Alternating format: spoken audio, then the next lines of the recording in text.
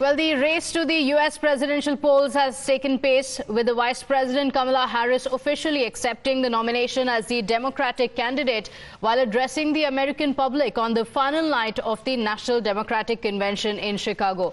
In her anticipated keynote speech, Harris praised her outgoing boss, President Joe Biden, as she formally accepted her party's nomination for the upcoming presidential race.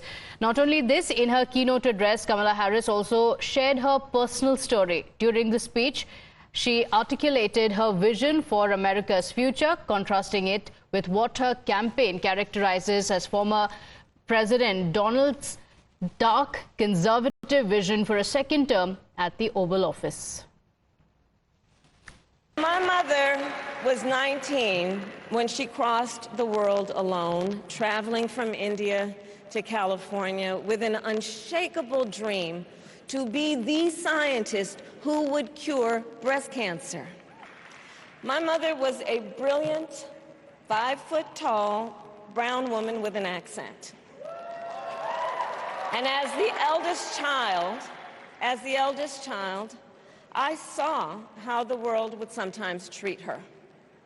But my mother never lost her cool. She was tough, courageous, a trailblazer in the fight for women's health, and she taught Maya and me a lesson that Michelle mentioned the other night. She taught us to never complain about injustice, but do something about it. Do something about it. Donald Trump is an unserious man. But the consequences of putting Donald Trump back in the White House are extremely serious. Consider not only the chaos and calamity when he was in office, but also the gravity of what has happened since he lost the last election. Donald Trump tried to throw away your votes. When he failed, he sent an armed mob to the United States Capitol, where they assaulted law enforcement officers. When politicians in his own party begged him to call off the mob and send help, he did the opposite. He fanned the flames. And now, for an entirely different set of crimes, he was found guilty of fraud by a jury of everyday Americans and separately found liable for committing sexual abuse. And consider what he intends to do if we give him power again. And we know what a second Trump term would look like. It's all laid out in Project 2025, written by his closest advisors, and its sum total is to pull our country back to the past. But America, we are not going back. We are not going back. Well, focusing on global issues, Kamala Harris in her speech stressed upon the need for ceasefire in Gaza. She also pledged to support Ukraine amid Russia's invasion. Trump, on the other hand, threatened to abandon NATO. He encouraged Putin to invade our allies, said Russia could, quote, do whatever the hell they want. 5 days before Russia attacked Ukraine, I met with President Zelensky to warn him about Russia's plan to invade. I helped mobilize a global response, over 50 countries, to defend against Putin's aggression. And as president, I will stand strong with Ukraine and our NATO allies. With respect to the war in Gaza, President Biden and I are working around the clock, because now is the time to get a hostage deal and a ceasefire deal done.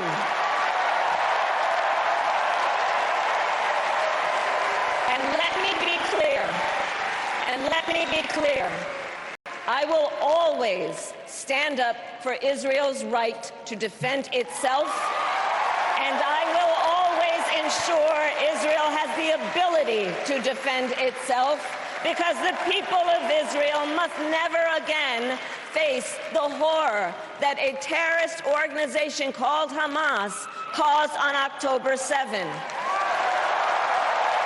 including unspeakable sexual violence and the massacre of young people at a music festival. At the same time, what has happened in Gaza over the past 10 months is devastating. So many innocent lives lost.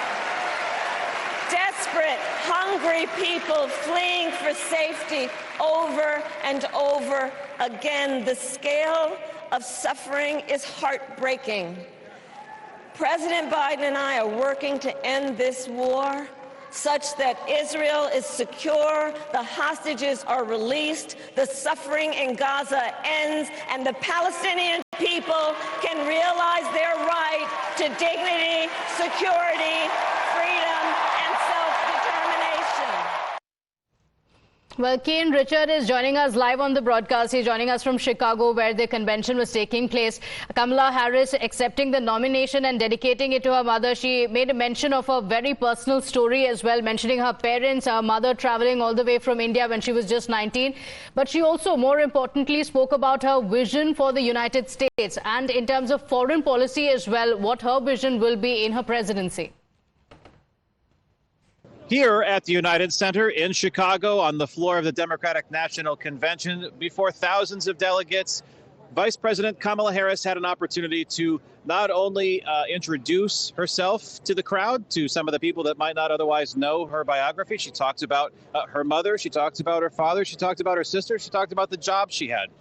Important thing that she covered here, though, is national security issues and international policy. She did not shy away from discussing the war in Gaza and her positions on being supportive to Israel, but also making sure that the Palestinians can live in peace and have self-determination. She also talked about how she wouldn't cozy up to dictators and tyrants, and she also expressed her concerns about Donald Trump's relationships with some of the foreign leaders, including North Korean dictator Kim Jong-un and Russian President Vladimir Putin.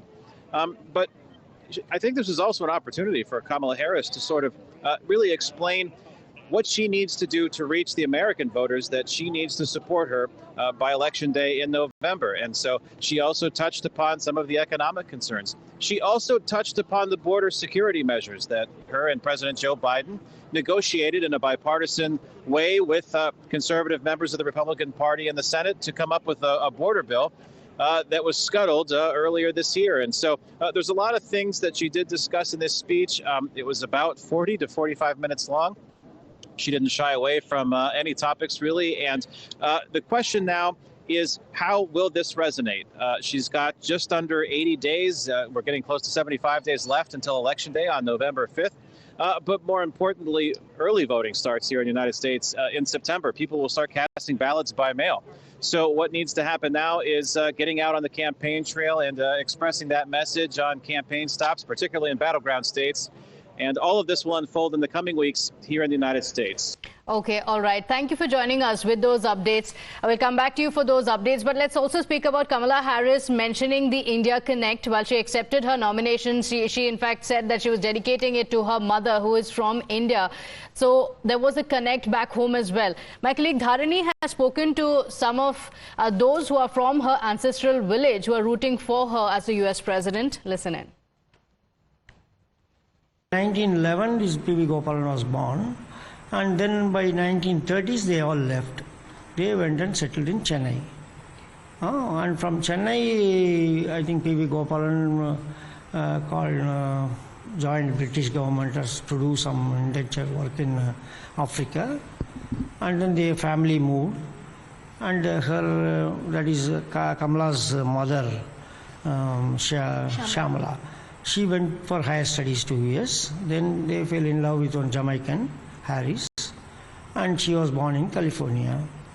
After that, I think after 1930s, there was no connection between that family and this village as such. But for that Kamala's aunt who was working in northern India, Haryana, and she has one uncle, Balachandran, he was also working in Delhi. From Chennai, they all moved. In our culture, we have something called a family deity or a Kuladevata.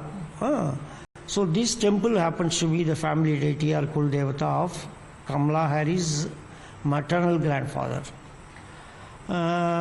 So every year they make contributions for the temple.